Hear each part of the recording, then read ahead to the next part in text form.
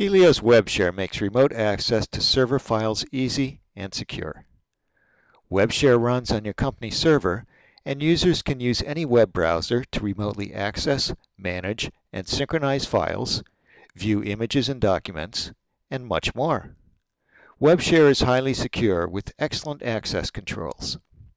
The user interface can easily be customized for individual users and groups. Watch all the Quick Start guides to learn more about using WebShare. In this Quick Start guide, we show system administrators how to configure WebShare settings. When WebShare is first installed, it starts automatically and can be used at once. The login URL is simply the WebShare server hostname or IP address, followed by :2009, which specifies the default port. Most of the administration of WebShare can be performed within WebShare itself. In addition, the Helios admin application is used for some user settings.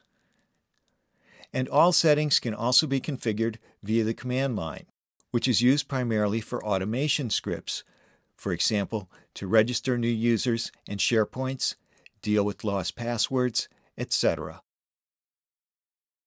Log into WebShare as an administrative user.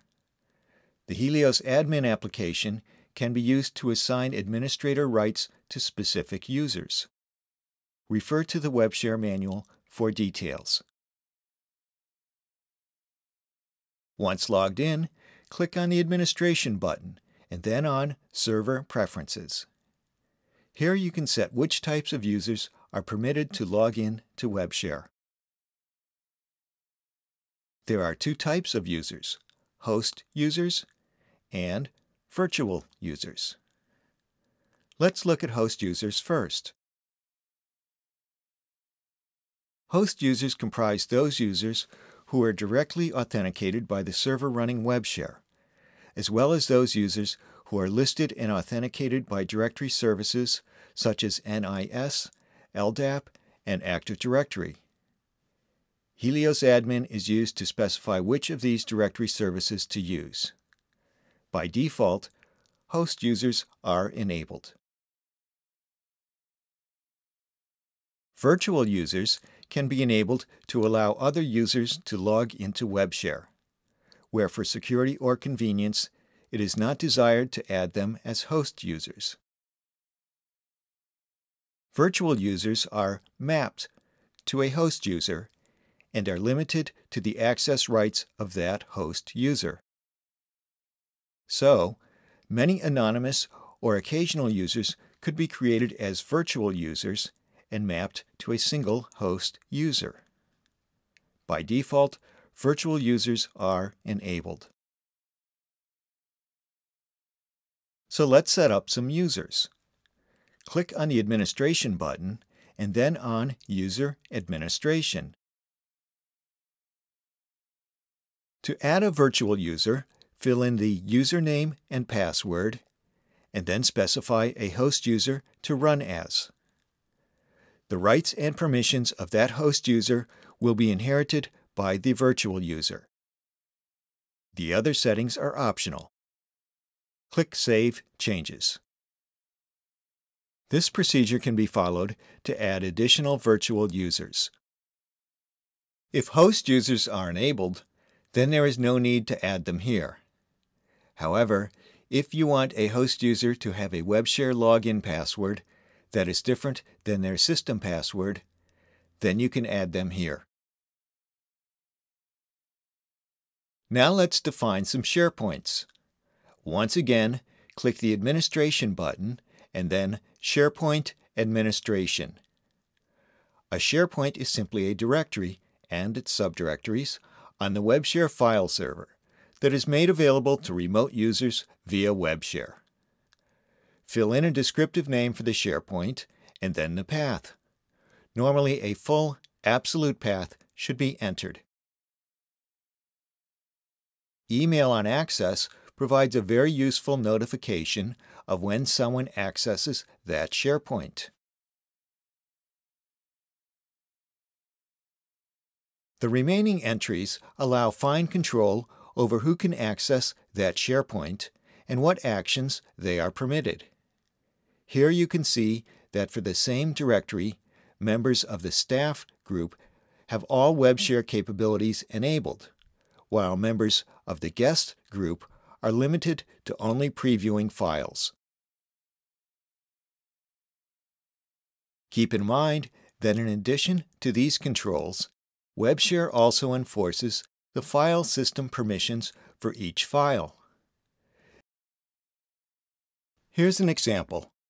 Using WebShare or Helios Admin or the terminal, a list of active users can be viewed. Note how each user session runs as a separate process, running with that user's permissions. Here you can see that when user Chris creates a folder, Chris is the owner. When user Orion creates a folder, Orion is the owner.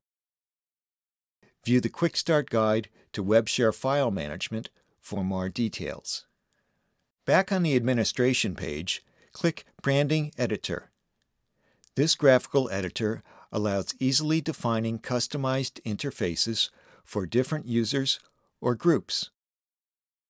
The WebShare interface can reflect your corporate identity or that of your users. Watch the Branding Editor video for a step-by-step guide. Let's configure the remaining server preferences. A larger cache size will reduce the need to regenerate previews, saving time for users. Specify a cache size and directory where there will be enough room. Email notifications of user and admin logins are useful for sales, support, and security purposes. The Enable Register User option and the Enable Forgot Password option add links to the login page. Corresponding web forms and automation scripts are also included. But you need to customize the scripts to perform the requested operation according to your requirements. Each WebShare button activates a script on the server that performs the requested action. Each corresponding script can be customized to tailor the features, control, automation, etc. to your needs. You can also add scripts to the Actions menu. This allows adding extensive processing or automation options for your users. Action menu items can be limited to specific users by setting appropriate file permissions on each action script. See the WebShare manual for details. If the checkbox Allow URL Share Access is checked, direct access to a specified WebShare SharePoint or to a document preview is possible. This can facilitate user access or access by other applications.